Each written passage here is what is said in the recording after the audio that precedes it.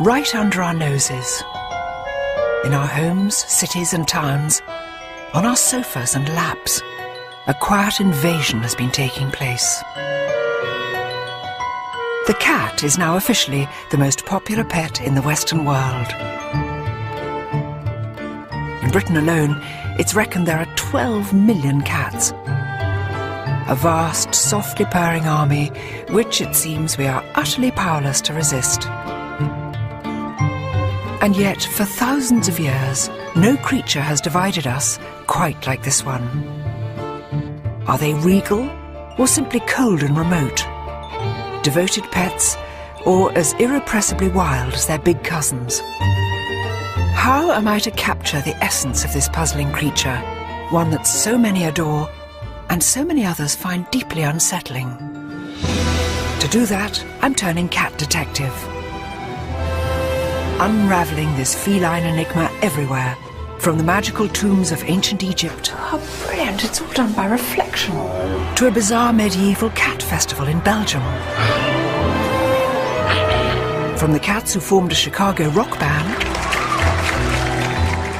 to a cat in fancy dress. Must be so strange being slightly deaf inside a pink rabbit hat. I'll be tracking down the amazing big cats too, coming face to face with the lord of the Mayan jungle. All the strength and majesty of these creatures, you can't believe how beautiful they are. And armed to rasping tongue with the world's fastest cat. I'm trying to talk normally with my arm being licked by a cheetah. All to discover exactly why it is that cats divide us so much, and how one of nature's most efficient serial killers ended up as our favourite fireside companion. This is my journey into the world of the cat.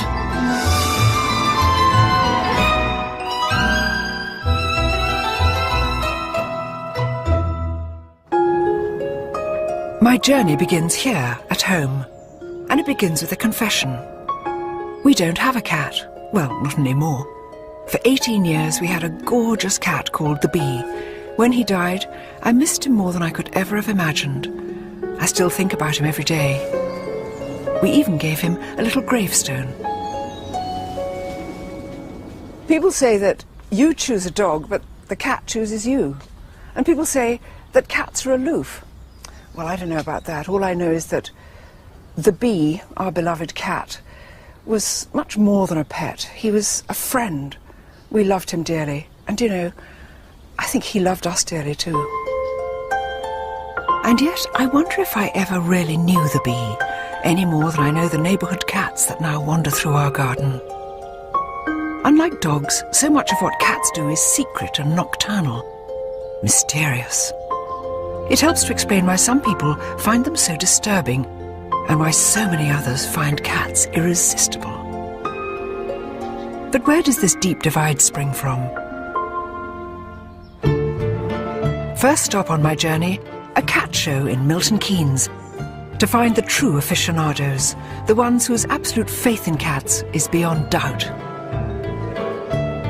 In the West, cat shows like this are the ultimate expression of our modern obsession with cats. Hello, darling. Yes, sweet one. And you can see why. Was there ever an animal quite as beguiling as the cat? Another Bengal female. Or as adorable as a kitten? Called what? Scylla. Scylla. Scylla Black. I didn't think of that. Beautiful blue eyes and a slightly Barbara Streisand look. I think it's absolutely fantastic. Over the years, we've engineered around 100 breeds of cat. From green eyes to blue, from long hair to no hair whatsoever. And what breed is she? She's a Sphinx. It's a Turkish van. It's a snow Bengal. This is a Singapore cat. Very bright, very lively. But look around any cat show like this, and you'll notice something which has never changed. It's women, not men, who are least able to resist the lure of the cat. Hard to believe that a few hundred years ago, many of these women, including me, might have been burned at the stake, along with their cats. Because the terrible truth is, despite thousands of years of our deepest devotion to cats, there's a very dark side to our feline obsession. Thankfully, we don't torture witches and their cats anymore. But once every 3 years in Belgium, people gather to remember a time when we did.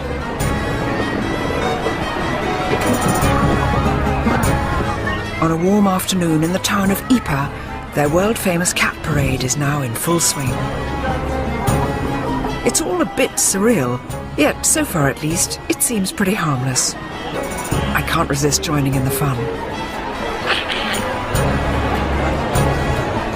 But courtesy of the town jester, the festival culminates in a rather shocking ritual.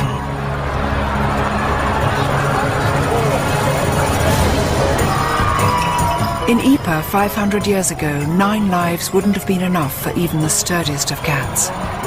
Europe had gone witch mad, and here in Belgium they took to slinging live witches' cats off the tops of high buildings. In fact, it wasn't until 1817 that this barbaric ritual was stopped. It's an unlikely thing to commemorate, but thankfully today the cats here are merely toys. It's so strange because even though this is a sort of carnival day and everybody's having such fun and they're only toy cats, a knife of fear and pain goes through me. Just to think that a short time ago they were throwing real live cats out of here simply because of the superstition that cats contained evil spirits. And it wasn't just the Belgians. In the Middle Ages, it was believed that Satan often took the form of a cat. And all over Europe, they were tortured and ritually killed in their thousands, often also burning alive the poor innocent women who owned them. Was there ever a creature which divided us so much?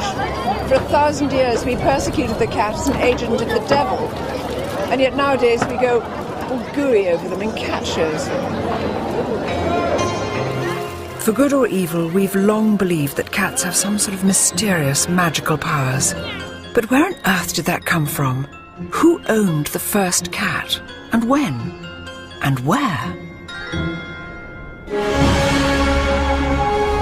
Egypt, the land of the pharaohs.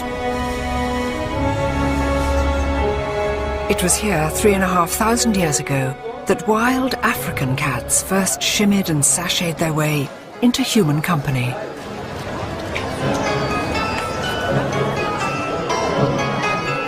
And even today there are few cities on the planet quite as comfortable with its cats as Cairo. They're everywhere, literally crawling out of every nook and cranny. Once you tune your eye into cat eyes, once you get your cat's eyes in, you can see little cats, tiny cats, slim cats, cats resting by mosques. These are the cats who are looking after the door, just one on each side. These cats are mostly feral, homeless, unowned, just like their early ancestors. But for all their wildness, they're every bit as loved as the cats which pose for rosettes at shows. Perhaps even more so. It's just incredible how many cats there are and how many people treated them so kindly. This charming gentleman here who's got a special paper bag full of meat so that he can look after them, and they're in beautiful condition, little dapperly patting away. It's just wonderful. The people don't kick them or hurt them, they just smile at them. But in a largely Muslim city like Cairo, that's really no surprise. It's said the Prophet Muhammad had a real soft spot for cats. There's a story that when he blessed his own pet cat on the forehead, he left the mark of his fingers like a giant M, a mark that's been passed down through countless generations of cats. But when and where did cats come to be with us in the first place? And how did they weave their magic on us? To find out, I'm heading way back in time to the mysterious tombs of the dead in Thebes.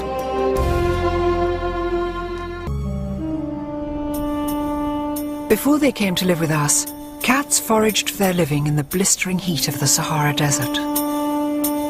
Hardly surprising then that the rise of human civilization by the Nile seemed like easier pickings. But the early Egyptian farmers got something out of it too. Grain silos attracted vermin. The vermin attracted hungry African wild cats. And before long, a rather remarkable relationship had been formed. A relationship first recorded in an extraordinary location.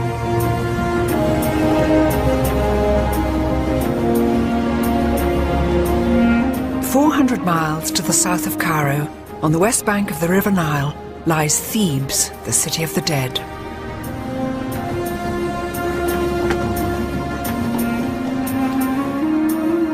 It's here that the ancient Egyptians buried their pharaohs and their aristocrats in lavish tombs. Salam alaikum. Shukran. Thank you, shukran. Tombs adorned with murals celebrating their daily lives in intimate detail. This is the tomb of Nacht. He was the royal astronomer, and here's Nacht himself, looking very fine, quite a dark kind of copper-coloured body. And this is his beautiful wife, Tawi. And round here you can see that they've prepared, this is the beginning of the feasting.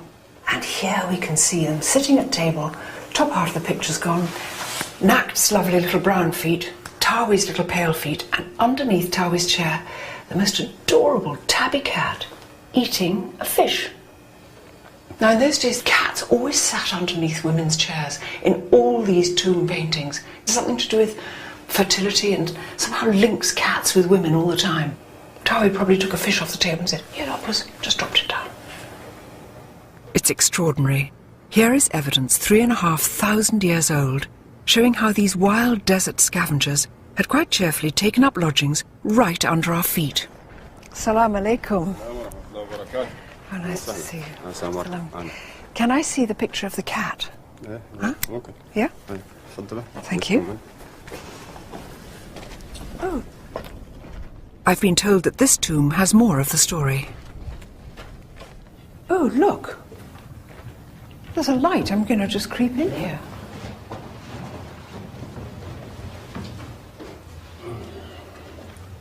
With a little mirror magic, all is revealed.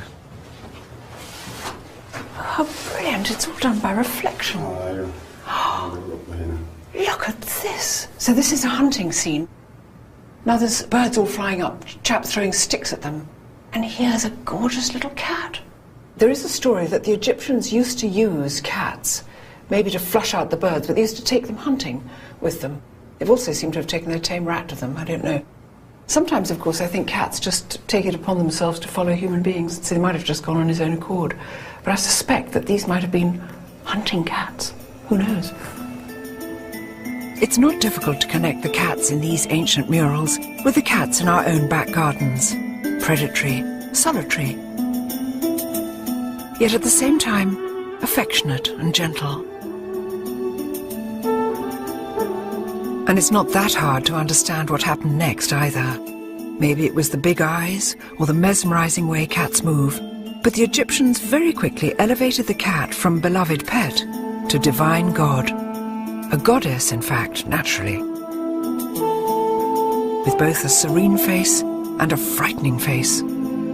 A goddess whose cult would last over 2,000 years, longer so far than either Christianity or Islam.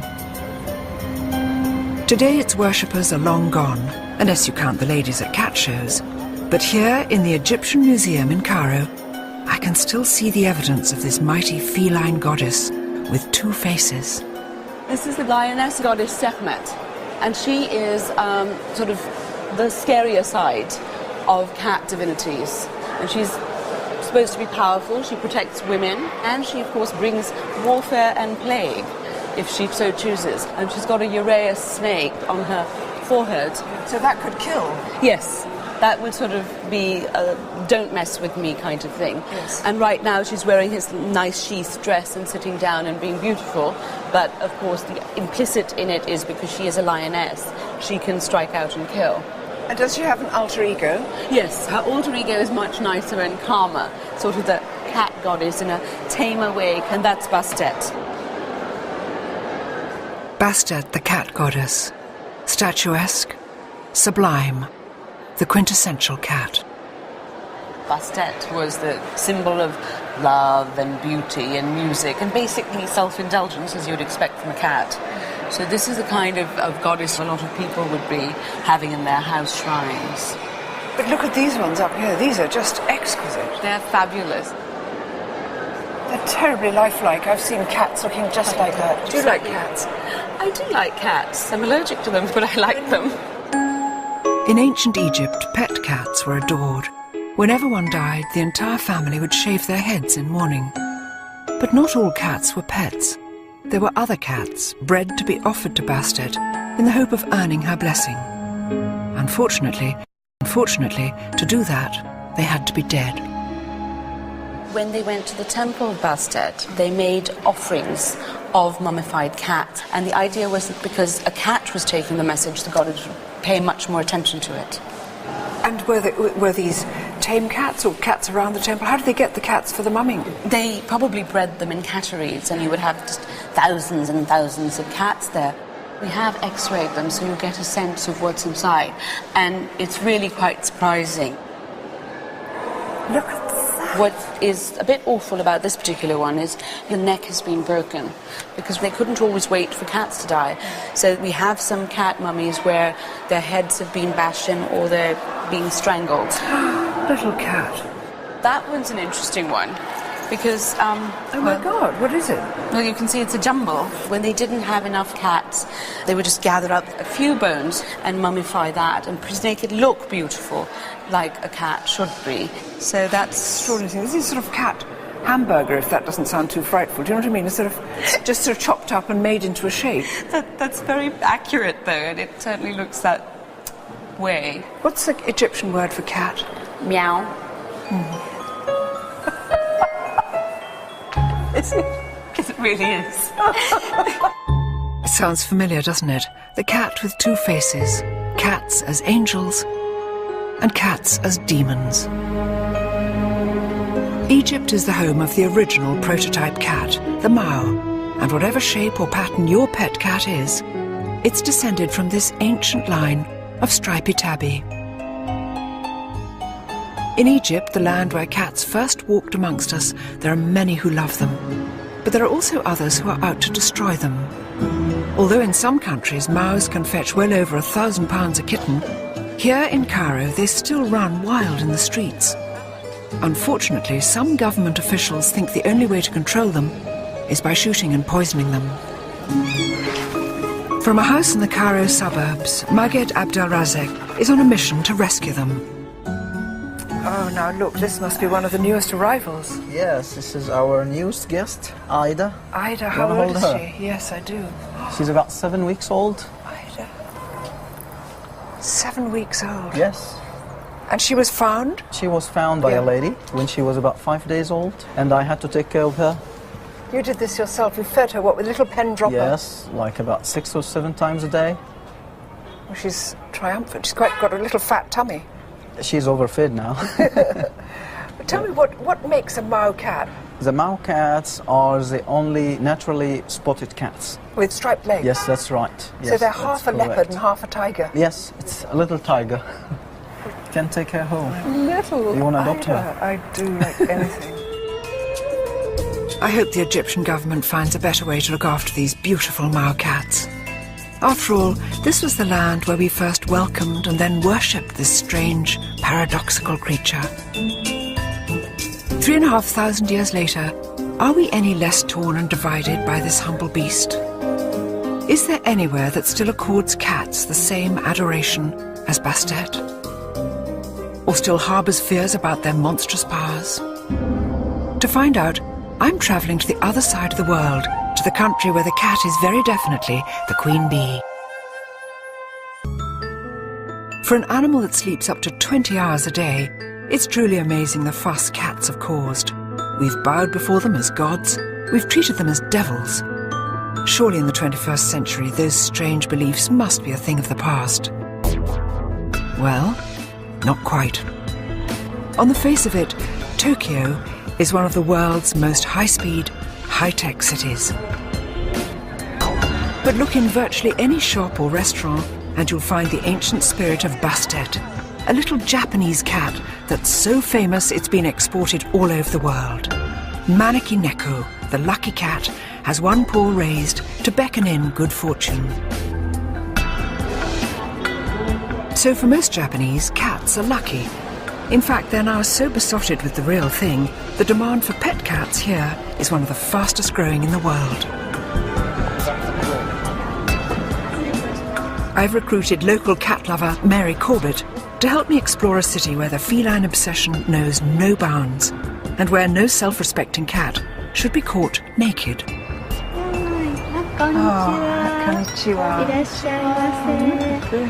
For the very best in feline haute couture, the Stella McCartney to Tokyo's finest cats, look no further than Takako Iwasa.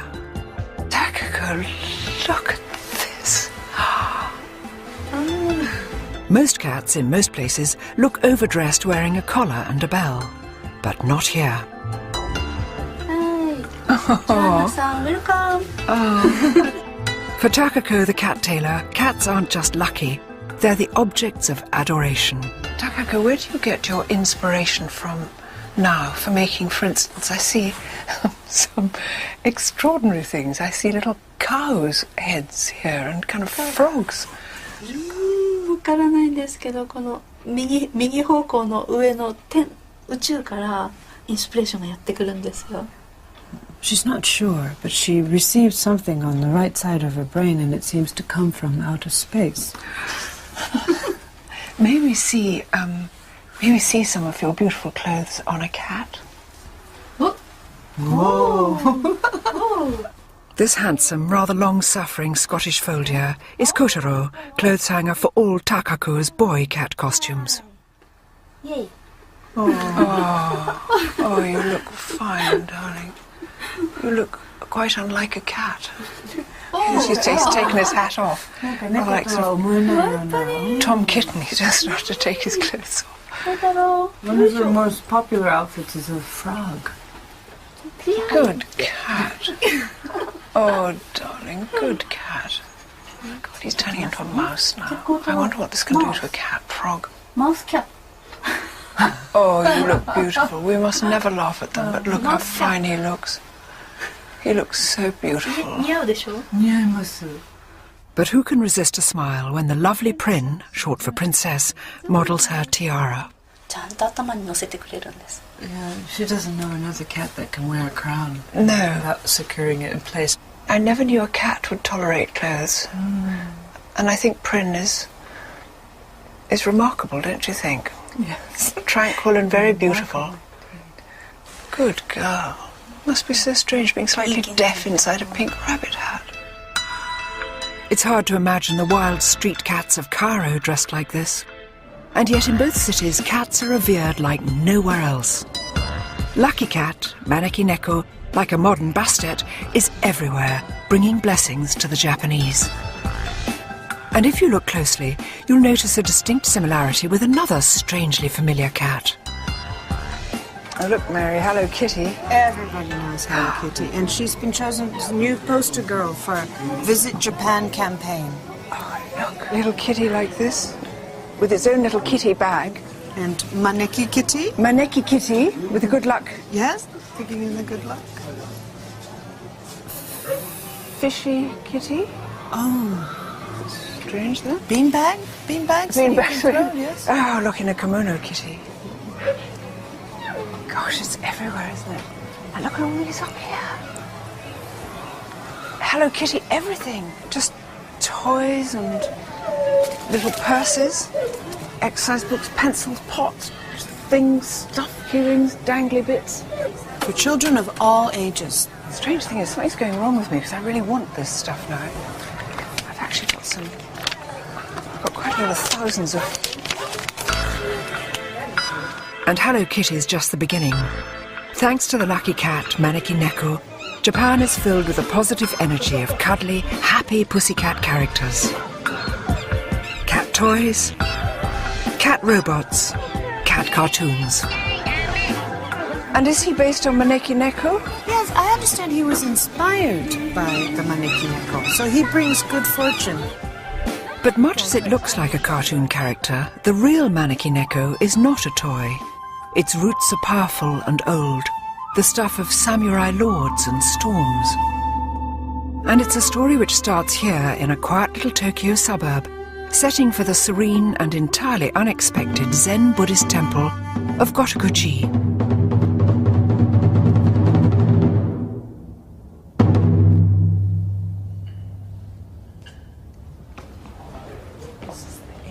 The true guardian of the lucky cat legend is the head priest of Gotokuji. 今日は本当に貴重なお時間ありがとうございます。こちらがラブレイさん、イギリスからお越しになりました。 In the grounds of the temple is a little shrine dedicated exclusively to Maneki Neko. Shofukuden, so this is the building that brings good fortune. Lovely. It's beautiful. The real Holy of Holies, the Lucky Cat's altar, is hidden inside the little temple. Look at this. Cats, cats, cats. The head priest explains how the legend first began. Over 350 years ago, this was an impoverished, very poor temple, and there was just one monk here, and he shared what little food he had with this cat. And he said to the cat, well, one day I know you will bring us great fortune.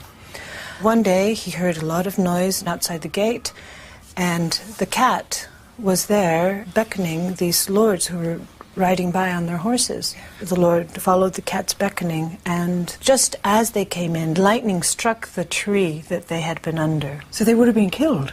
Yes, well, that's what the Lord thought, and he was very, very grateful for the cat having invited him in. It's a fabulous story. You can see why the Japanese took Maneki Neko to their hearts, always in the hope it would save them from disaster too. Look at these cats.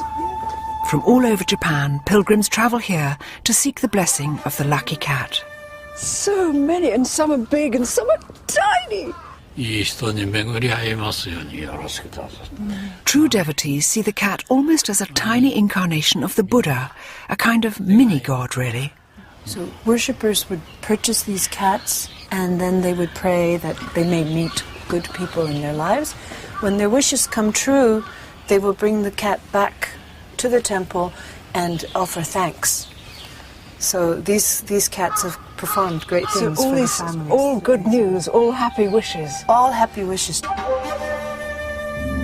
But even here, in a country besotted with its lucky cats, you can detect that familiar ancient legacy of fear and suspicion.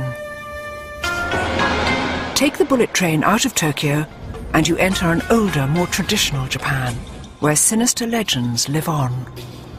Horrifying tales which speak of the Bake Neko, an evil monster cat. In an old farmhouse, curled up by the fire with a pair of rather unscary cats, legend expert Akiko Manabe tells the tale of an evil pet cat that can change its shape. Once upon a time, there was a family. They loved a cat. Suddenly, that cat was missing, and wife's behavior became very strange. She ate in her own room. She told the family, don't look into my room when I'm eating.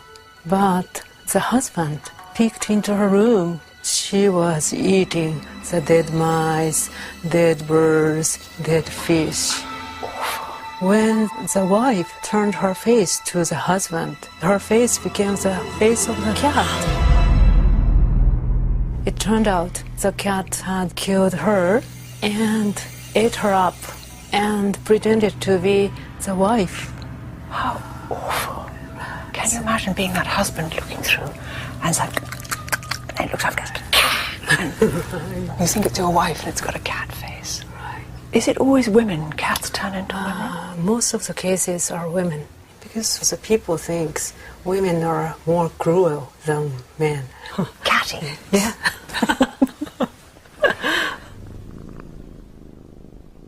It seems there's such a contrast between the happy, smiling cat who brings you love and luck and this darker side. The Bake Neko cat, which turns into a monster. It seems that even today, we're not quite sure if cats are good or evil. I know what I think, but who knows?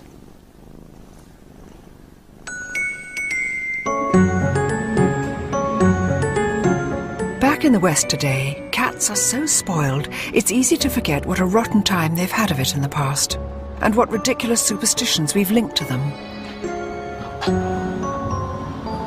We all know about witches' cats and black cats crossing your path, but that's just the beginning. Back in the old days, when they were routinely flinging cats out of belfries, they used to say that a cat could suck the breath out of a sleeping baby, and that to eat the warm brains of a cat would make you invisible. They said that planting a live cat in your garden would keep down the weeds. We've forgotten now, but for hundreds of years, we used to be terribly cruel to cats. Ever since the pharaohs, we've been unable to agree about cats. And we still can't really decide whether to love them or loathe them. How could something so innocent and beautiful be so divisive? One man who thinks he knows the answer is top feline expert Roger Tabor. Roger, we've seen cats treated as gods and goddesses. We've also seen them demonised and treated as the devil. Such extreme feelings to the cat. Why is that? It's crazy, isn't it? But in reality, they're just the flip sides of the same coin. We recognise that there is something strange about them, and at the same time, you recognise they've deified it. It's always the otherworldliness. And what is the otherworldliness about the cat? Yes. Well, when you look at them, you've got a package. It's a nocturnal, lone hunter. When you're dealing with an animal which is not a pack animal, then you're dealing with an animal that doesn't like being told what to do. With the dog, you are either the boss or you are bossed. But with the cat, it thinks it through for itself. It's much more independent. So we've always been a bit wary, a bit distant. We understand that they are somehow other, somehow wild, somehow strange. The solitary hunter lurking within. The irrepressibly wild feline heart. Is that why we find cats both inspiring and perplexing? If it's true, then my challenge now is to meet the full force of that wild side, face to face.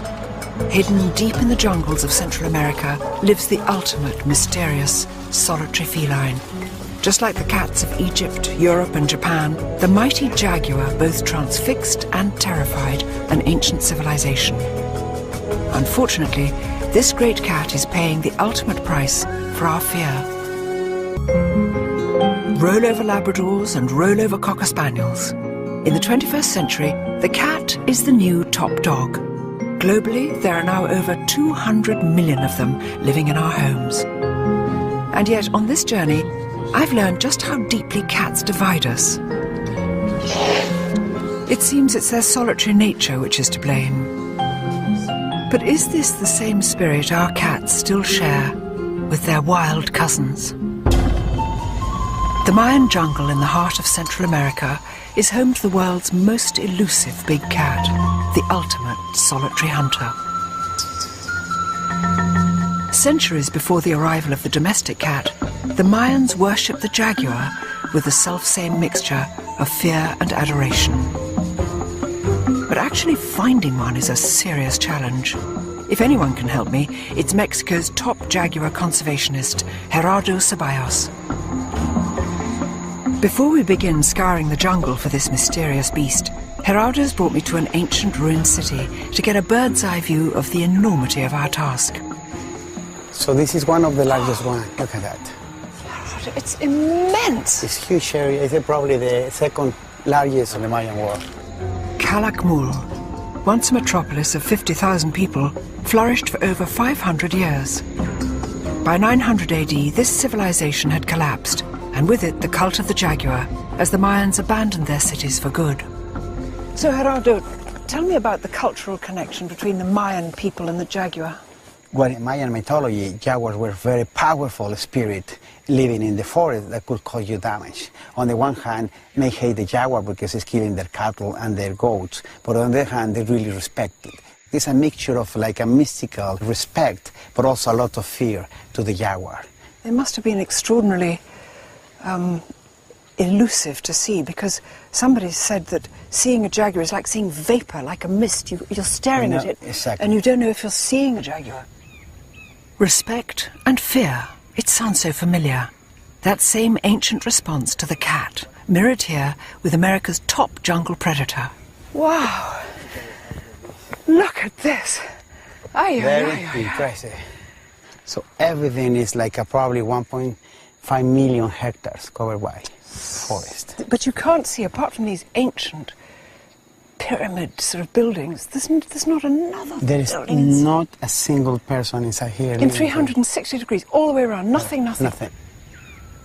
It's dense forest now, but 1,000 years ago the Mayans destroyed their own way of life by greedily chopping down the precious trees they needed to sustain life.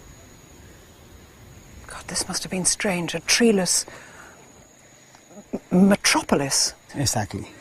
When the Mayas collapsed, it was more on a local or regional impact. Then lots of the species, like the jaguar, they were able to move to other areas where there were forests and survive. What is happening today is that we're destroying all the forests, you know. So the jaguar is in danger and it may disappear. Yeah. If we cut it down now, they've got nowhere to go. Exactly. I'll do whatever it takes to look one of these big cats in the eye, to see if I recognize the wild heart that beats inside every domestic cat, even if it means getting up at 3 in the morning. We know less about the jaguar than about almost any of the other big cats, and that's because they're so hard to see, and they're so very shy. But this morning we're going to have a very good shot at finding one. We've got a bunch of dogs and a bunch of men here to see if we get lucky. Gerardo and his team are on a mission to find and study as many wild jaguar as possible, and hopefully figure out why these great cats are dwindling so dangerously in number. Do the dogs get excited before we go? Yeah. They want to go. They want to go. Early morning before the sun rises is generally when jaguars are most active and easiest to spot. And even here, nothing beats a dog when it comes to running down cats. They're being tied by the chains into the back of the van so they don't all jump out. They're peaceful and sweet and waggy and they just look so friendly. But I think that'll all change once we get onto the scent. Timing is everything. There are just a few weeks every year at the height of the dry season when conditions are good for finding jaguar. Too much rain and the jungle gets too flooded for tracking. Well, the daylight's up now, so what do you think? Yeah, well, it's still very cloudy, so it's good. It's overcast, and by being overcast, yeah, it helps us to work longer time during the day because we don't have the pressure of the sun on the dogs, on the people, and on the jaguar. So right now it's perfect. That's it. At a remote river crossing, Gerardo decides it's time to begin tracking on foot. We're going to look around here, yeah, for the scent, okay? Okay. To see if we can pick it up. Okay. Perfecto. Uno. I think this is good because I heard that jaguars like to hunt near water. And amazingly, jaguars quite like swimming. Of all the big cats, jaguars and sometimes tigers, but jaguars are most fond of the water, which is unlike any domestic cat. Hates getting wet. Excelente, excelente. Vale, mi cuau. And yet in so many other ways, jaguars and domestic cats, in fact all 38 members of the cat family, are incredibly alike. Designed by nature as perfect killers. Razor teeth and claws hidden inside, velvet paws so soft you'd never hear a thing until they were right on top of you. Gerardo, what happens when the dogs get the scent of a jaguar? What happens then? They will start to howl and bark really loud. And then we will release them. And then all of them will start to run. Then the jaguar hopefully will climb up at the tree. Yeah. We will arrive and dart it, put it back here, and then do all our work of measuring it and on the forest floor, yeah, taking blood samples, all kind of information that we need from that animal. Gosh, better catch up. Yes. After a few hours it becomes too bright and too hot, and our chances of finding a jaguar drop significantly. There's no scent. Very disappointing. We don't have it around here, apparently. So we will keep on trying to find it. But for today, at least, the jaguar hunt is over.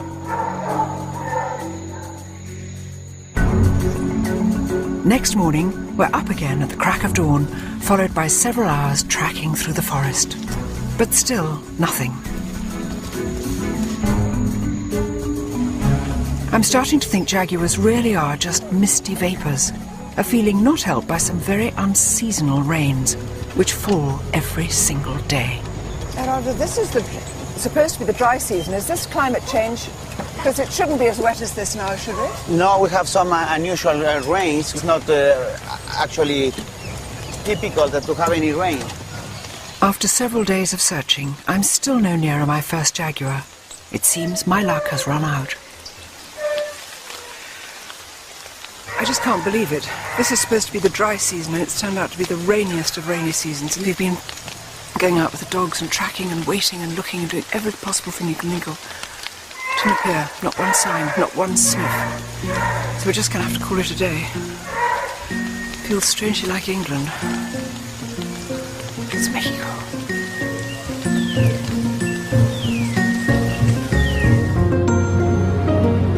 But my luck may be in after all. It seems there's another project not too far away that could help me see what I came here for. We're leaving Mexico, where we didn't manage to see any jaguar. We're flying to Belize, where I know we'll see some. They won't be in the wild, but it'll be the next best thing.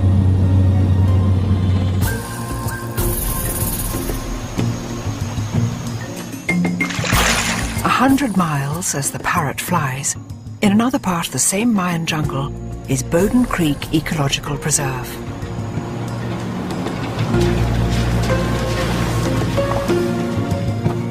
"13,000 acres of virgin rainforest saved from destruction over 10 years ago by this man, Ken Karras. This forest is home to around 150 jaguar. Yet in all the years Ken's lived here, he's hardly seen them. Very rarely will you see a jaguar in the wild. It's just so difficult to see them. They're ambush predators. They wait, they maneuver into position, they pounce and strike, and in one blow, they've killed their prey. They don't chase it. They can't. How can you chase something through thick jungle like that? You can't. It's a description which rings so many bells. It could be any cat stalking a mouse or a sparrow, a ruthless killer that can suddenly vanish without a sound. No wonder the ancient Americans saw the jaguar as a magical creature. Tragically, I now think seeing a jaguar in the wild would require a small miracle. But there are 2 jaguars I can see. 6 years ago, Ken rescued a pair of cubs from life in a zoo and brought them here to the heart of the jungle. Meet Bosch and Shupi, jaguars and brothers. Look at that great black creature. Look at that. Oh, look. So where were they born? They were part of a captive breeding program, and instead of going to a typical zoo in Mexico, we decided to bring them here to help with getting people to understand conflicts with jaguars in the area. Ken, there are going to be people who say huge cats like this shouldn't be kept in an enclosure. Well, they can't go into the wild, can they? No, you know, they would not be able to survive. They don't know how to hunt. Some people might say, well, maybe we can train them like we train cheetahs or others to go back wild, but we don't know enough about them. Jaguars are the least studied of all the cats, because how do you study something you can't really find every day? And, you know, what we really want people to understand is here's what they're like. Here's this great icon. Yeah. And there they are out in the forest. Yes. And that forest is teeming with them. And this is why you have to save that. Exactly. I can't believe how beautiful they are. The dark and the light, the yin and the yang. And here's Bosch, black as anything, with just dappled things. And Shupi, coloured like sort of sunlight in the dappled forest. All the strength and majesty of these creatures, you can exactly see why people would have thought that they contained some sort of godly power, or indeed were gods themselves. It's a pity these boys can't roam free in the jungle. But what a privilege, gazing into the remarkable eyes of the world's most elusive cat. Eyes which burn back with the same wild spirit I used to glimpse in my beloved bee. The same spirit you can still see in every cat alive today. The mystery is why these stealthy little predators ever chose to move in with us. I mean, I know we feed them, but They're naturally solitary, they're naturally wild. And they don't do as we tell them, they're not obedient. Maybe that's what some people find so ghastly about them, and what so many millions more like me find so enchanting and adorable. Next time, what happens when we do try to make cats conform to our world? Cats that perform tricks? Cats that wear neckties and false nails? And the big cats that refuse to be tamed, and whose future is now in danger?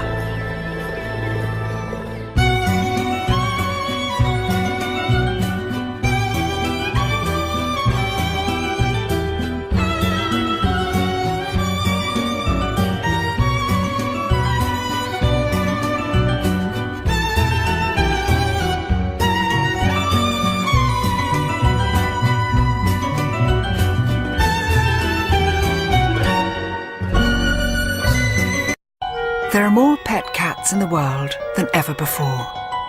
Sensual, cute, enigmatic, stealthy. Every one of them working its wild and ancient magic on our senses. And yet, as I've already found on this journey, cats still perplex and divide us. My quest to understand them has already taken me from a mysterious Egyptian tomb to a breathtaking encounter with the lord of the Mayan jungle. I've learned that inside every cat lurks the same wild hunter spirit, and that's despite nearly 4,000 years in our company. But sadly, man is notoriously bad at leaving nature alone. And so I now want to know what we have done to the cat to mould it to our way of life, and whether our meddling with nature has gone too far. It's a question which will take me from a close encounter with the tongue of a cheetah. No, that lovely raspy tongue. To the cats who formed a rock band. From the woman who knows how to talk to them. Yeah, when he is all done, we won't even know what to do with them. She's just starting to speak in cat language. To the tragedy of a leopard locked in a cupboard. She put him in a closet, and that's where he lived all day long. I mean, how he survived that, I don't know. I want to discover whether all is well with one of nature's most enduring partnerships. Between cat and man, or, of course, woman.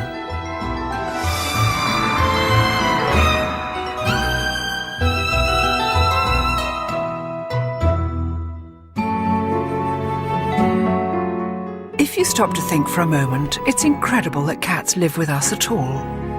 Under the genetic microscope, they've barely changed from the wild, solitary creatures that once roamed the Sahara. Back then, there were no cat packs, no cat herds. It was a true loner until it found us. It is the weirdest of relationships. I love them madly, but I think we're kidding ourselves if we think that cats are remotely interested in what people want from them.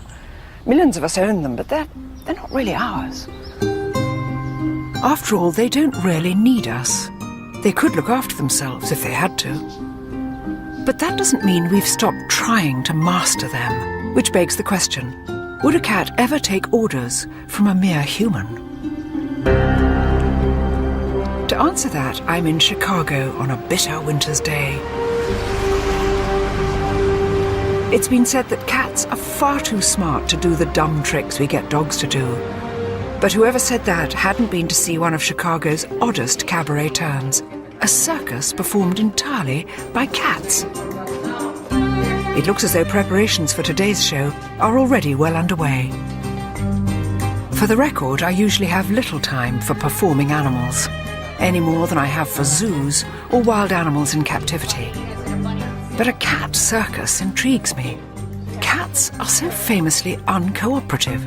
I'm curious to know how ringmaster Samantha Martin persuades them to do anything at all. Hi, Samantha. Hi. Hi, Joanna. Hi, nice to meet you. You're getting stuff ready for the show? Yep, big show today. This little white face listening to you talking. Who's this? Oh, this is Tuna. Tuna. She's the star of the show. Is she? Mm-hmm. Hi, Tuna. Tuna. And what makes Tuna such a good cat for performances?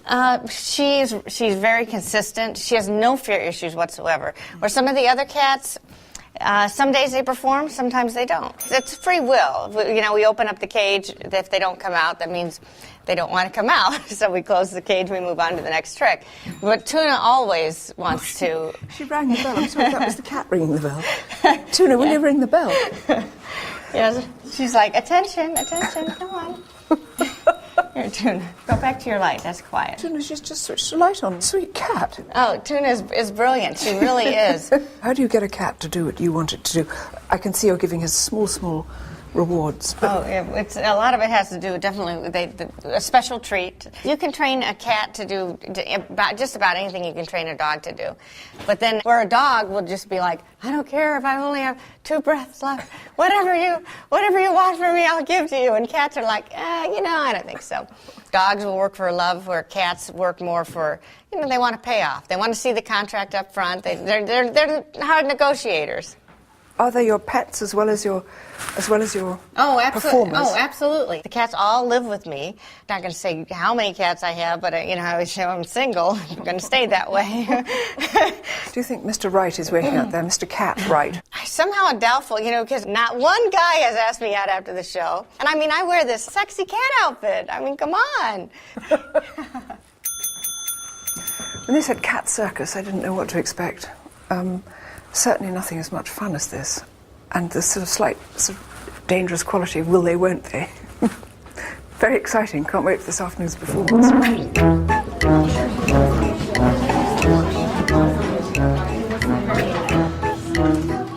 Does it matter that your average cat won't fetch a stick or catch a ball? No, of course not. To me, this is much more impressive. Because cats only do the things they want to. And that, in my eyes, is what makes them truly smart. Even so, Tuna and the gang doing tricks is great for a cold Chicago afternoon. But surely cats, compared with dogs, are a bit useless.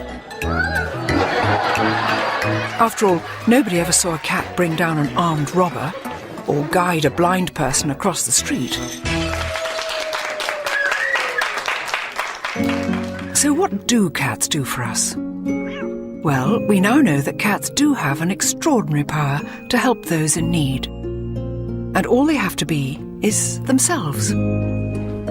I'm back in England at Manchester's Seashell Trust School for children with severe disabilities. There you go. You hold him. Most of the time, these children struggle to communicate with the world around them. But when a cat enters the room, they blossom. This is the sweetest little cat because it's just sitting here very, very gently. Here we are, Gabrielle. Yes, you're lovely. Yes, you're lovely. Mio is a pat cat. That's Pets as Therapy. In Britain, there are now over 100 therapy cats like Mio, and the number's growing all the time. Isn't that a sweet, sweet cat? And the cat is very, very gentle, very peaceful, this rag doll. He's obviously used to it. And you can feel lovely thrumming purr of this creature through here. Yes, he's purring, yes, he's purring. Look, there you go, Jamie. You got the cat? And you can see the enjoyment. The faces light up when they have the animals in. He tends to snuggle in. It's amazing. Most of the animals just know that they're dealing with children that have got special needs, and they adapt to the situation really nicely. And also there's some children that won't communicate with people so well and will talk to a cat because they're non-judgmental. And also for people who don't want to be touched, it's nice for them to touch something as soft and comforting as a cat. Yes, and to be sat on. I always feel thrilled when a cat comes and sits on my lap.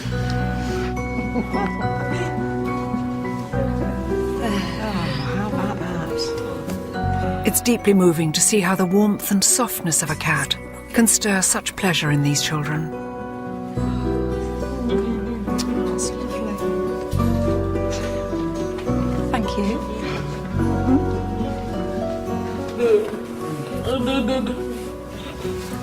She's busy watching the good boy. Good girl, good cat. Yeah. Did that make sense? No, I didn't say it right. Yes. Did it? Yeah. Good. Good. Good. Surely anyone who's ever stroked a purring cat can understand this. Feline company can lower blood pressure, improve your mood, and bring companionship to the lonely and the sick. But if cats can change our lives, how have we changed theirs? What price have they paid for our insatiable need to muck about with nature? I mean, this is really one of the strangest little beasts I've ever held on my lap.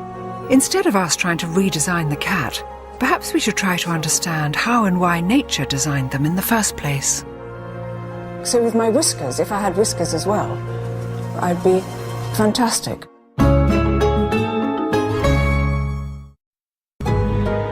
Cats, our favourite 21st century companions.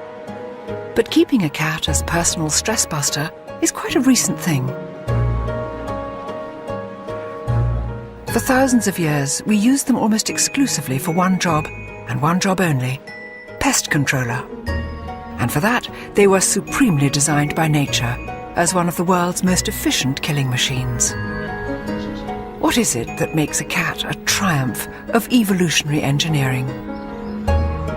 That's something I can now literally see for myself, thanks to the pioneering work of scientist Alvaro Casinelli and his peculiar invention, a cat's whiskers headset. Alvaro, will you explain this extraordinary headpiece? Well, it's a mask that gives you the ability to sense the space around you, like having cat whiskers. Of course, you don't see them because they are made of light and motor vibrators. So when something gets close to you, you start vibrating. The closer you get, the more vibrate. Should we put it on? Yeah, that's right. It looks a bit Hannibal Lecter, but yeah, I like the look. It's to be used in the dark, so nobody will see you. Perfect. That's okay. It looks beautiful. So now I will just switch on the motors. Are you ready to have superpowers? Oh, don't. Oh, God. Oh, God, how weird. Yeah. The mask is sending everything wirelessly to this computer. So try to approach your hand or, over your mouth. So this is the sensor near your mouth. Oh, this one. How can I try it out? Well, we will try that on the corridor. A cat's whiskers are the most incredible bits of kit. They're so sensitive to tiny air currents and electrical fields, the cat can sense objects even without touching them, and in total darkness. Now, I'm going to find out what that feels like. This is a very strange feeling. So now you have to walk in front of you till the end of the corridor. Yeah. Okay. So first whiskers on, and then let me switch the lights off. Tell me when the light's off. They are off now. Back in the lab, Alvaro monitors my every move. I can't see a thing. I can feel the buzzing. Right. And I mustn't use my hands. The temptation, of course, is to use your hands. Oh, I can feel something very close to me there. So away from that, away from that. That's a big thing there. Get away from that. Something there. Nothing here. Come on, be bold, Lumley. I can't tell you how frightening this is. If you could hear my heart. It's absolutely hammering. At last it's lights on, and not a moment too soon. You get lost. You don't know where's your direction, where you're You don't know if for. you've... Is that all? Is that all? Yeah, also on the elevator you get stuck there and there. I didn't go into the elevator, did I? None. Yeah, you went to the fourth floor and you came back. No, you had a cup of coffee and I hardly remember. No, it was strange how frightening it was. It's strange how odd. I've got a long way to go to be a cat. Of course, when it's stalking a bird or a mouse, a cat has plenty more weapons at its disposal, not least of which is an incredible sense of sight. From just tiny slits in the day to massive moon eyes at night, your pet cat is a whopping 6 times more sensitive to light than you are. And with the addition of a natty pair of light-intensifying goggles, now I will be too. Too many things to adjust. Okay. So it should be, tell me how it feels. That feels... The line of sight. Yeah, that's good. Okay, so I will probably switch the light off and we'll see. Oh, I see the light's on. Oh, yeah. Wow. So so it's too easy. What about now? Oh, Now I can't move, I don't see anything. okay, but I can say, okay, now this is me walking with cat's eyes as opposed to cat's whiskers. I have no sense of distance, but here I come. Look, not touching the trees. That's not bad, is it? Oh, this is fantastic. So with my whiskers, if I had whiskers as well, I'd be fantastic. And I've a feeling I even might look slightly like a cat. Do you feel that? Wow. That was extraordinary, Alvaro. It doesn't really make you feel like a cat, but maybe... It doesn't, but it makes me respect cats so much because, of course, they have all this absolutely inbuilt and they know exactly how to use it. I was a complete beginner, you know, but they know perfectly. So cats won't be needing this for a little while yet, beautiful though it is. Thank you for letting me try it out. I think I'm just going to look at any old moggy with such respect. A cat's eyes and whiskers were fine-tuned by millions of years of evolution. Sadly, the way some cats look today is the result of just a few generations of biological tampering by us. There are now around 100 different breeds of cat. Fat ones, skinny ones, flat noses, pointy heads, big balls of fur, or no fur at all. But are they really all the product of our attempts to improve on nature? With the aid of a few hand-picked pedigrees, top cat biologist Roger Tabor explains. It's strange looking around at all these cats, Roger. They're all, well, obviously very different. Did we breed them all to look like this? The simple answer is no. Natural selection has happened just as much as man's hand, or woman's hand, because a lot of breeders are women.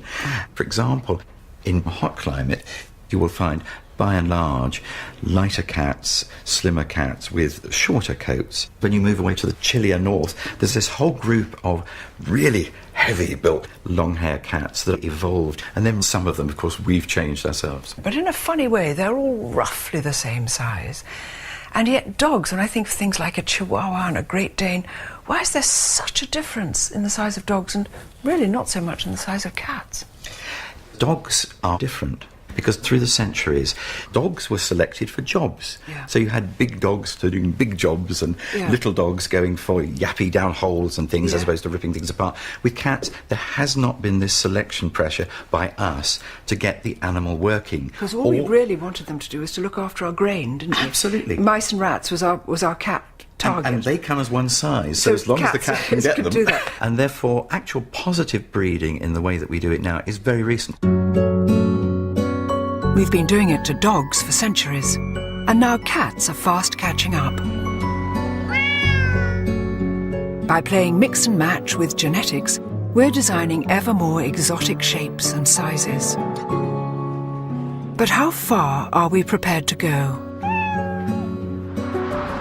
For some of the world's strangest experiments in cat genetics, there's only one place to look: America. I'm heading for an encounter with a munchkin. That's a cat. In fact, it's the feline equivalent of a dachshund. And it's earned breeder Terry Harris a nickname in the world of pedigree cats. Meet the Munchkin Queen. So the first munchkin, as far as you know, was a natural development in the cat. It was just a cat which happened to have short legs, is that right? That's correct. It's a naturally occurring spontaneous mutation. Yeah. The gene that is responsible for the dwarfism shortens only the long bones in the leg. It would be like from your elbow on down. Now this is a strange looking little creature, isn't it? He is different looking from a cat, isn't he? He is a Sphinx hybrid, bred to a munchkin, so he has no hair and very short legs. I mean, this is really one of the strangest little beasts I think I've ever held on my lap. But of course, this cat he's not even got any whiskers. No. So this little person obviously goes about his life in a quite different way. I'm starting to see why Terry's called the Munchkin Queen. It seems there's no combination too strange for her to try. This is Maisie. Maisie has 3 mutations. Maisie? She has the folded ear gene from the Scottish fold. Yes. She has the dwarfing gene from the munchkin. Yes. And she has this wonderful curly coat from the La Perm cat. Yes. Look, even her whiskers are munchkined. Little one, look at you, Maisie. Can I hold you, baby? Look at those little ears. This is such a little sweet cat. Little sweet cat. Now, Terry, a lot of people would say, but cats are so beautiful in their original cat shape. Why would you want to make them have short legs? Well, I am a neophile, which means that I like things that are very different and non-traditional. I just think that they're just adorable. They're comical. They come in all different colors, short hair, long hair. And just from the moment that I saw one, I just had to have it. This mutation doesn't bring about any kind of illness, does it? No, they don't have any limitations other than perhaps the distance that they can jump. Now, I'm a short woman. I can't jump as far as a tall woman. But we jump, nonetheless. Is it right? Do you think you're playing God? If I felt that I was doing something wrong, I would not do it. No. I think that as long as the cats are healthy and happy, there might be a little something for everybody. I do worry that we're taking things too far. If this is the Dachshund cat, what on earth comes next? A Chihuahua cat? A Great Dane cat?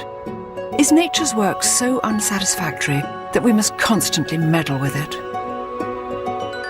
Next stop, the cat being made to look like a lion. Handsome man. Hi, Romy. And the lion someone wanted to behave like a cat.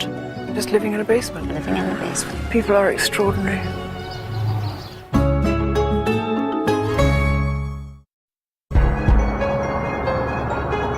Los Angeles, the home of the alternative lifestyle. The world capital for lavishing more money than sense on your pet. In LA, people who want a designer lifestyle for their designer cat bring them here to the best little cat house. If you're heading out of town on an all-expenses business trip, why not give your cat the same? 5-star luxury accommodation under the eyes of manageress Divinity Libby. Divinity? Hi. I'm Joanna. Nice to meet you. Oh, How nice are to meet you. Good. Can I have a little tour? For sure. Come on in. Look at this. I love cats. Oh, cats. You know, they have all these things to do. They've got the fish. We have all these catwalks up high. They've got the outside. Yeah, you get the birds. Tiny, and the little car. sort of sofa and chair for Yeah. tiny cat-sized people. Mm-hmm. And do you come in here and play with them? How do you Yes. entertain them? Yeah, that's part of our service, is making sure all the cats get a little bit of love. You can see there's lots of toys and stuff. You've done this beautifully. You've taken such care. Thank you. It's lovely and sunny up here. Yes. Upstairs are more lovely rooms. This is certainly quite unlike any cattery I've ever seen before. I only hope these cats appreciate all this finery as much as their owners do. What is this up here? This looks Those like a camera. Yes, that is a live cat cam. So wherever you are in the world, if you miss your cat, you can log on and see what they're doing. You can control the cam from, Spain. Divinity also offers first-class feline grooming, and she's about to show me LA's latest and hottest haircut for hip cats. This is Romy. Hi, Romy. And You're Romy's beautiful. a Himalayan. So we're going to do Romy today in a lion clip.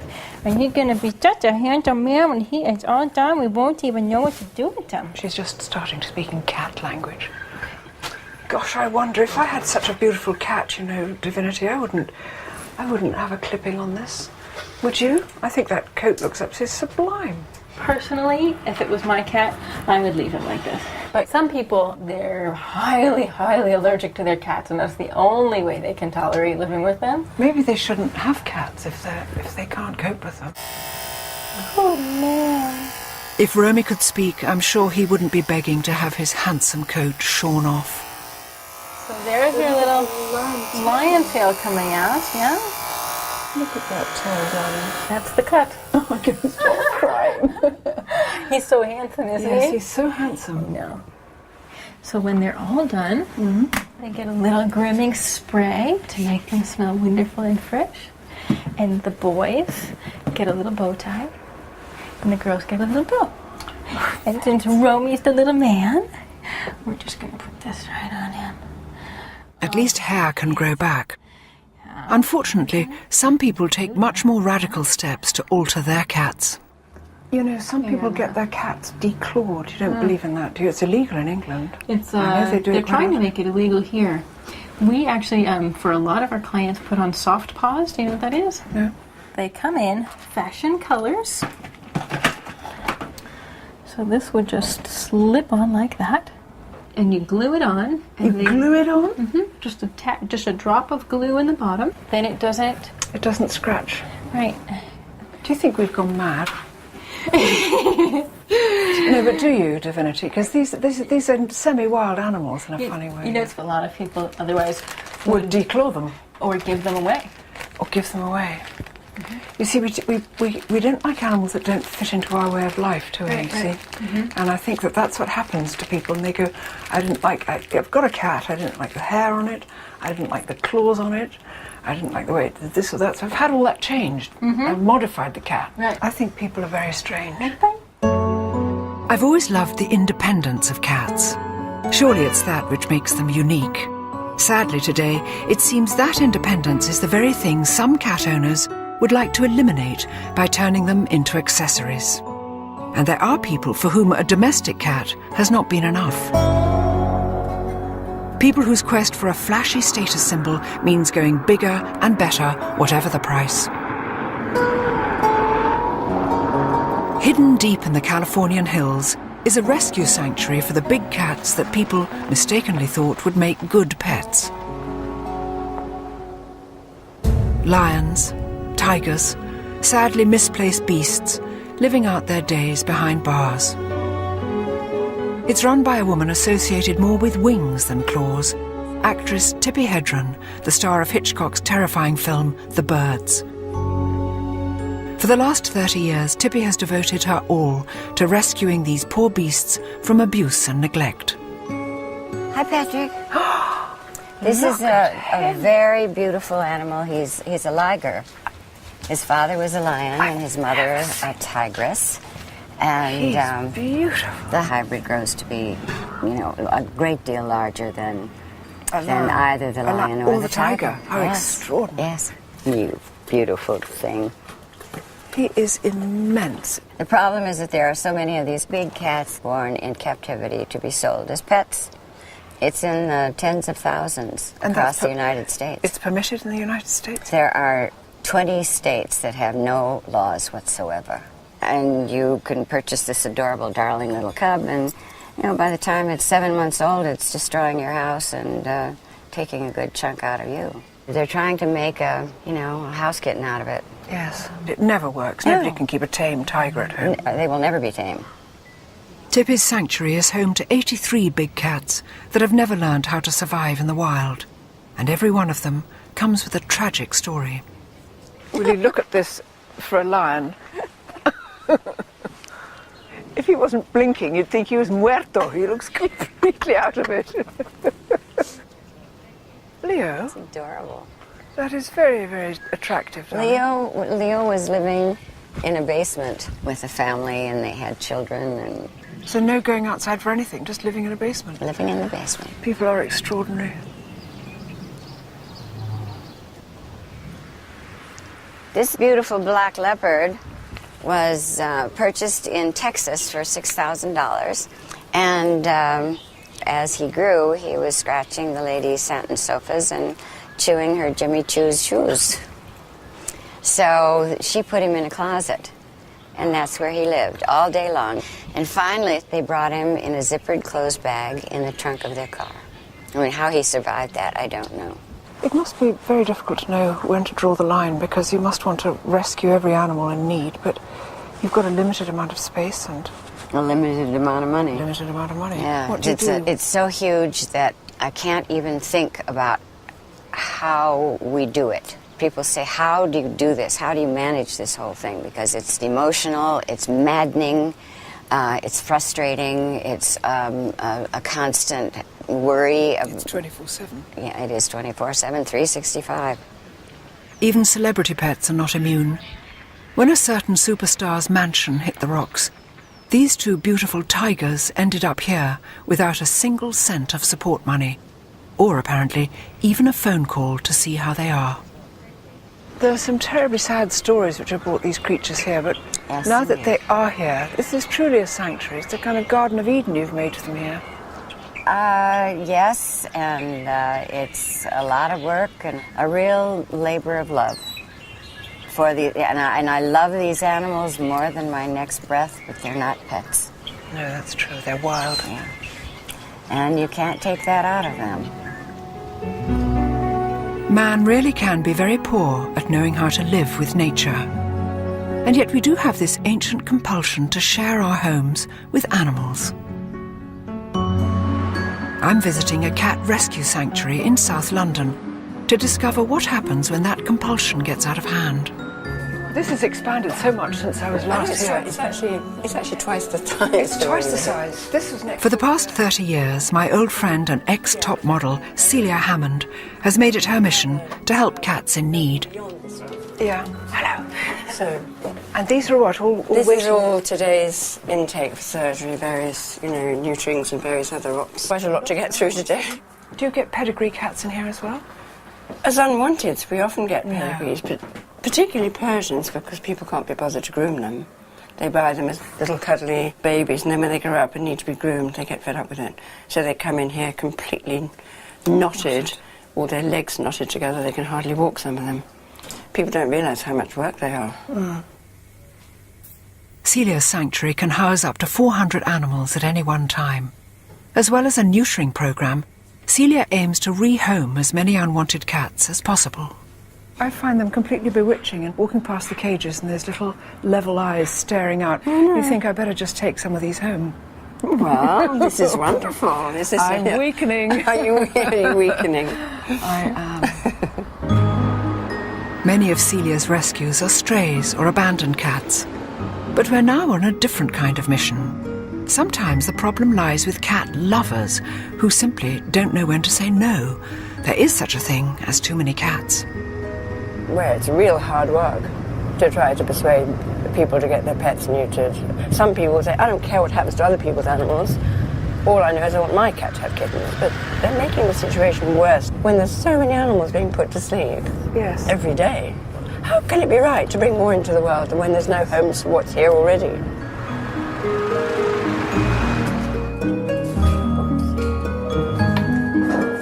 We've come to meet Valerie, whose collection of cats is not going down too well with the neighbours. Hi, Valerie. Hello. Hi. Hello. Hi, Valerie. How are you? How nice to see you. Oh, look, you've got a little person here. Yes. It's so cute, this one. Called what? Oh, I'm giving it a name. You haven't got names. No, it's not a baby. Oh, come in. Valerie now has 21 cats crammed into her tiny flat. At the moment, they all look clean and well fed. But without some drastic measures, soon she won't be able to keep up. Look. Cats galore. Hello, kittens. Hello, cats. And are they mostly related to each other? Yeah. They're all one big family. One big happy family. But Valerie, look, you absolutely love cats, don't you? When did you fall in love with cats? Can you remember? I love cats from when I was a little girl, really, But I started off with one cat. And my one cat had 5 kittens. And I got that cat done. But the kittens now, I didn't know how young they had to start off with having kittens. And it accumulated, you see. This is like that thing of when I was going to St Ives, I met a man with 7 wives. 7 wives had 7 cats, or 7 cats had 7 kits. And suddenly it just goes out and out On and out, and doesn't on, it? yeah, but I'm having no more kittens now. I can't afford them. They eat a lot. So what are you going to do? You're going to get them neutered? Yeah, I will be getting them neutered. I've got 2 neutered already. Was it 3? But Celia's very helpful in that section there. We're going to get them all done, Valerie, aren't we? Yeah, need to get them all done. It makes I sense, can't take doesn't it? Yeah, they eat more than me. I What feel do they- sorry for myself in the supermarket when I look. There's all cat food. I hope people don't think it's for me. I think Valerie simply hadn't realised how quickly the numbers would explode. But for some people, and strangely enough it's nearly always women, compulsive cat hoarding is now a real and recognised clinical condition. What's happening? They're canoodling down here. They're not muted yet, and they're canoodling. Canoodling. Stop it. Valerie, I think we've got to stop the canoodling eventually, haven't we? Because too much canoodling too and you'll much suddenly have canoodling. 4,000 I'll be cats. slim. I won't be eating anything. With 2 more of Valerie's cats off to be neutered, hopefully this particular cat family will stop spiralling out of control. It's all right, darling. We've been seduced by the cat, by the untamed heart it shares with its big cousins. It's a privilege to live side by side with them, but with that comes responsibility. And that's true whether they sleep on our sofas or simply walk on our land. Next stop, the ultimate wild cat country, Namibia, This is just staggering. It must have been like this since time began. where I'm about to come face to face with a cat we're in danger of wiping off the face of this earth. I hope you like flies. I don't mind flies.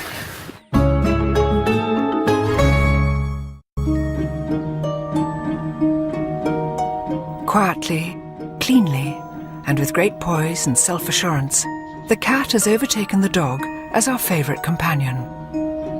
But for all our efforts to master and redesign them, cats are still, at heart, as wild as they ever were.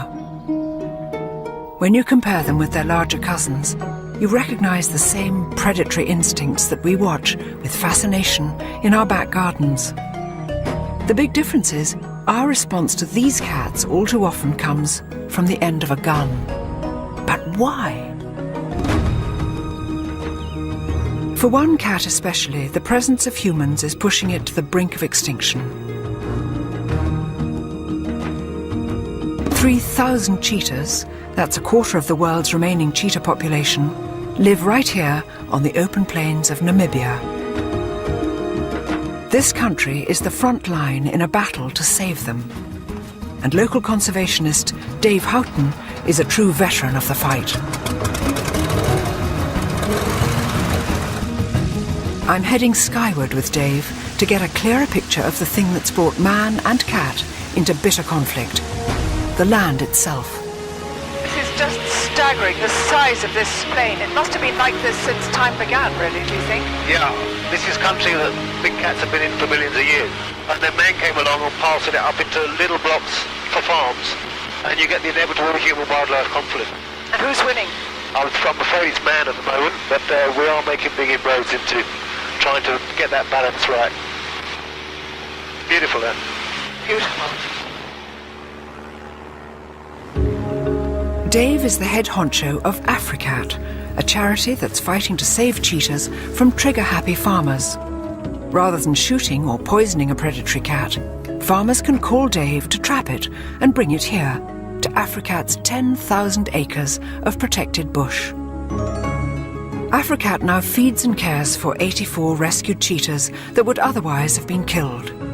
And here are 3 of them: Pippin, Measles, and Knesses. So beautiful. Why do you think they have these gorgeous... Is it just black marks? What is it? It's a Bushman folklore. A mother lost her babies, and that's basically what's left over from the tears of her crying for her babies. These 3 cats are now too old to hunt effectively in the wild, but Dave's about to move them into a brand new 120-acre camp where they can live out their days in peace. Wildlife vet Mark Jago is on hand to give them a full medical. I think it's that guy CEO starting to wave. Okay, you can go in there now. It's that one in the middle. Yes, you see him now? He's just wobbling a bit. I just want to check that he is down first. First step, to get this sleepy cat out of the hot sun. If I get the front... Yes. Let me just pull him out a bit because there's a thorn bush there. Yeah? You have to watch for flies, huh? Yeah. If you hold the base of the tail there... Yes. And then put your other hand underneath, under here. Fiona. Under here? Yeah. Yeah. Okay? Yeah. Right. I had no idea I'd be getting quite so close to a cheetah. I hope you like flies. I don't mind flies. This is fantastic.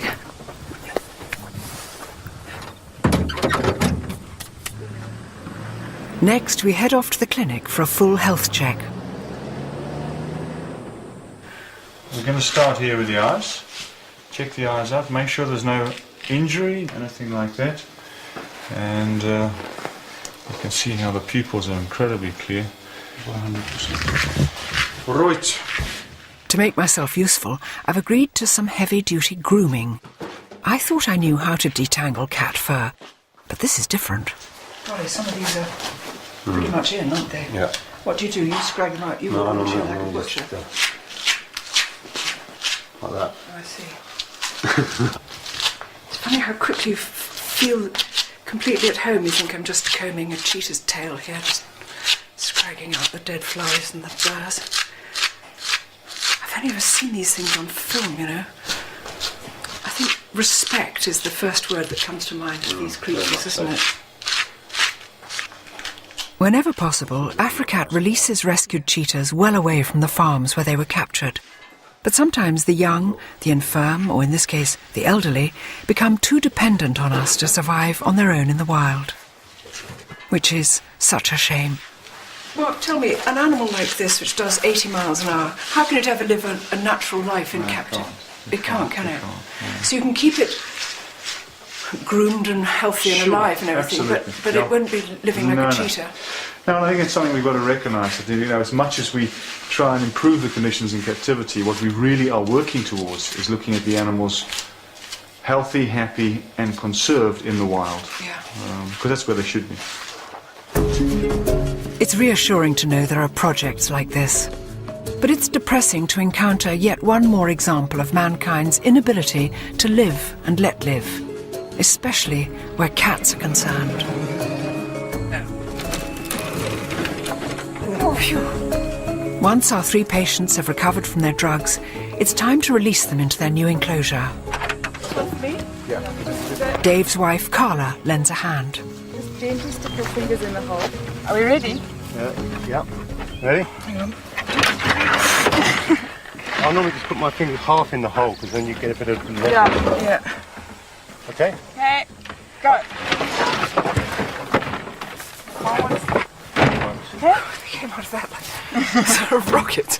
It's kind of quite frightening because as you put your fingers just there, there's this sort of excited head comes banging up, and without being too sort of scaredy cat, you sort of think, I don't want to lose the fingers.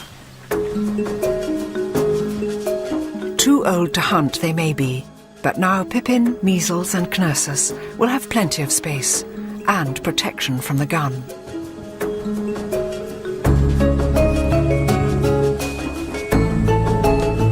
In another Africat enclosure, I'm waiting for Dave and Carla, who've promised me a special treat. God, look at that. That's wonderful thick purring sound. Hello, darling. Come on, we can stand later, sit in the shade.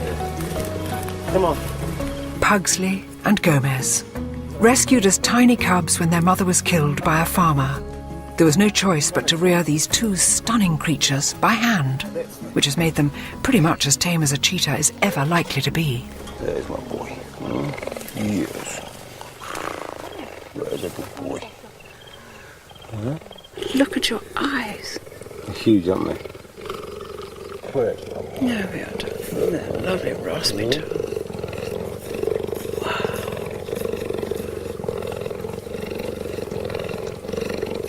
That's lovely, darling. Oh, darling. It's extraordinary. Apart from everything being on a slightly different scale, i.e. the purr is 40 times louder and the limbs are X longer, they're so like domestic cats, that licking and flopping. Look, he just loves that. I'm incredibly privileged to be so close to these beautiful cats, but it would be a mistake to think they make good pets. Let's always remember that they're wild animals. So really wild animals should stay in the wild and not be in somebody's flat in Bristol or something, you know. It's not fair on the animal for a start, you know. I'm trying to talk normally with my arm being licked by a cheetah. It's just extraordinary.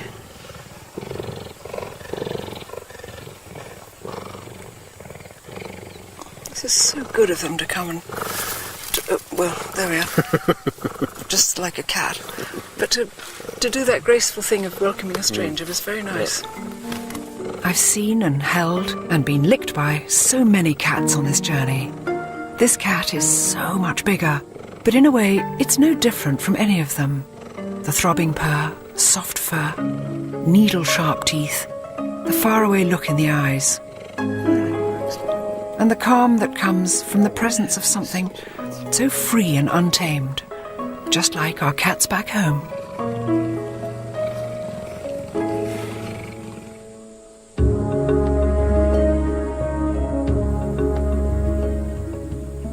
Well, it's been amazing seeing the big cats here.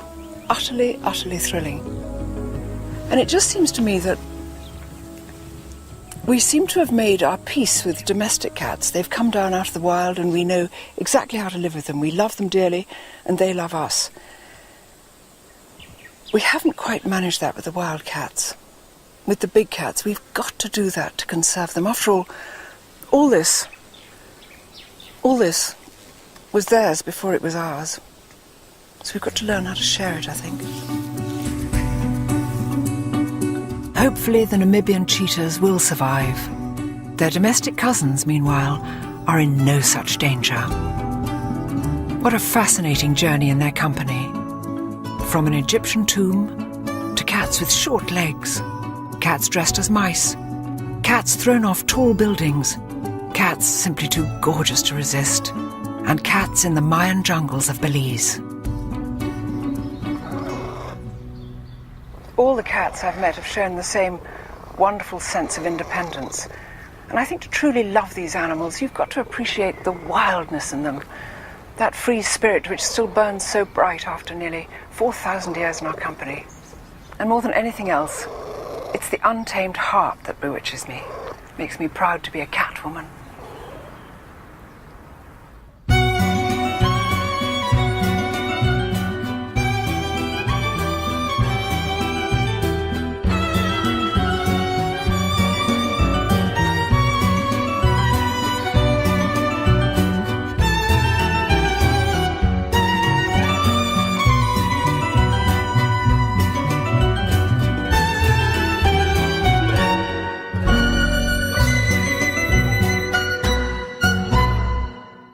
Serial killers ended up as our favourite fireside companion. This is my journey into the world of the cat.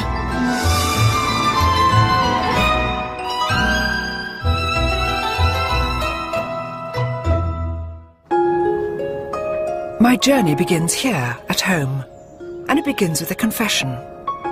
We don't have a cat. Well, not anymore. For 18 years we had a gorgeous cat called the Bee. When he died, I missed him more than I could ever have imagined. I still think about him every day. We even gave him a little gravestone. People say that you choose a dog, but the cat chooses you.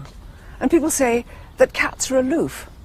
Well, I don't know about that. All I know is that the Bee, our beloved cat, was much more than a pet. He was a friend. We loved him dearly. And you know, I think he loved us dearly too. And yet, I wonder if I ever really knew the Bee, any more than I know the neighbourhood cats that now wander through our garden. Unlike dogs, so much of what cats do is secret and nocturnal, mysterious.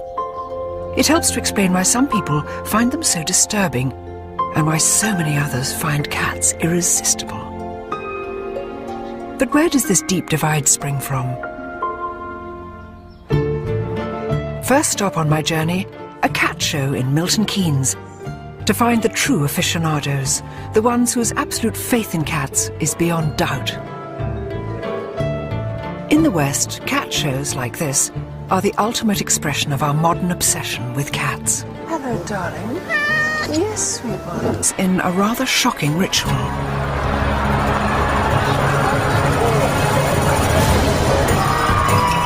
In Ypres 500 years ago, 9 lives wouldn't have been enough for even the sturdiest of cats. Europe had gone witch mad, and here in Belgium they took to slinging live witches' cats off the tops of high buildings. In fact, it wasn't until 1817 that this barbaric ritual was stopped. It's an unlikely thing to commemorate, but thankfully today the cats here are merely toys.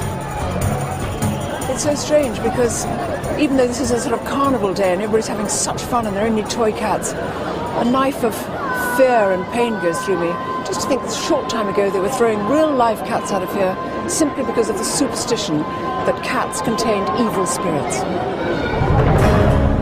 And it wasn't just the Belgians. In the Middle Ages, it was believed that Satan often took the form of a cat. And all over Europe, they were tortured and ritually killed in their thousands, often also burning alive the poor innocent women who owned them. Was there ever a creature which divided us so much? For 1,000 years we persecuted the cat as an agent of the devil, and yet nowadays we go all gooey over them in cat shows. For good or evil, we've long believed that cats have some sort of mysterious magical powers. But where on earth did that come from? Who owned the first cat? And when? And where? Egypt, the land of the pharaohs. It was here 3,500 years ago, right under our noses. In our homes, cities and towns, on our sofas and laps, a quiet invasion has been taking place. The cat is now officially the most popular pet in the Western world.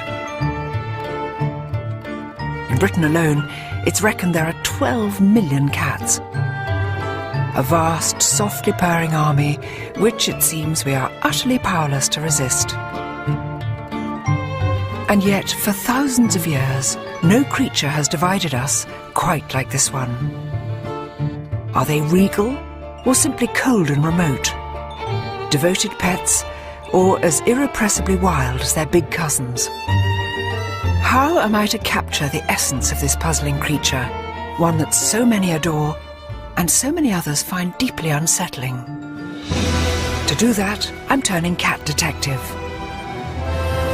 Unravelling this feline enigma everywhere, from the magical tombs of ancient Egypt. How brilliant, it's all done by reflection. To a bizarre medieval cat festival in Belgium. From the cats who formed a Chicago rock band, to a cat in fancy dress. Must be so strange being slightly deaf inside a pink rabbit hat. I'll be tracking down the amazing big cats too, coming face to face with the lord of the Mayan jungle. All the strength and majesty of these creatures, you can't believe how beautiful they are. And armed to rasping tongue with the world's fastest cat. I'm trying to talk normally with my arm being licked by a cheetah. All to discover exactly why it is that cats divide us so much, and how one of nature's most and you can see why. Was there ever an animal quite as beguiling as the cat? Another Bengal female. Or as adorable as a kitten? Called what? Scylla. Scylla. Scylla Black. I didn't think of that. Beautiful blue eyes and a slightly Barbara Streisand look. I think it's absolutely fantastic. Over the years, we've engineered around 100 breeds of cat. From green eyes to blue, from long hair to no hair whatsoever. And what breed is she? She's a Sphinx. It's a Turkish fan. It's a snow Bengal. This is a Singapore cat. Very bright, very lively. But look around any cat show like this, and you'll notice something which has never changed. It's women, not men, who are least able to resist the lure of the cat. Hard to believe that a few hundred years ago, many of these women, including me, might have been burned at the stake, along with their cats.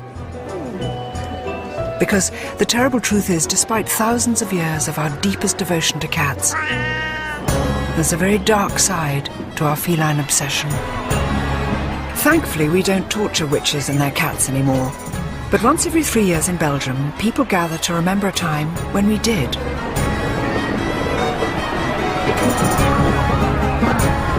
On a warm afternoon in the town of Ypres, their world-famous cat parade is now in full swing. It's all a bit surreal, yet so far at least, it seems pretty harmless. I can't resist joining in the fun. But courtesy of the town jester, the festival culminates that wild African cats first shimmied and sashayed their way into human company.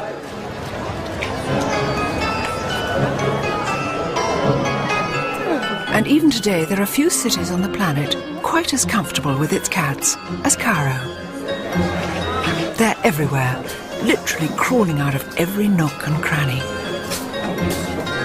Once you tune your eye into cat eyes, once you get your cat's eyes in, you can see little cats, tiny cats, slim cats, cats resting by mosques. These are the cats who are looking after the door. Just one on each side. These cats are mostly feral, homeless, unowned, just like their early ancestors.